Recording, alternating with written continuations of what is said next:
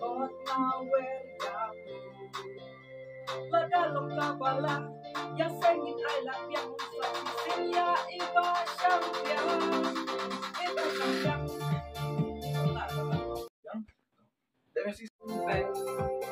Yong Ben ay siyang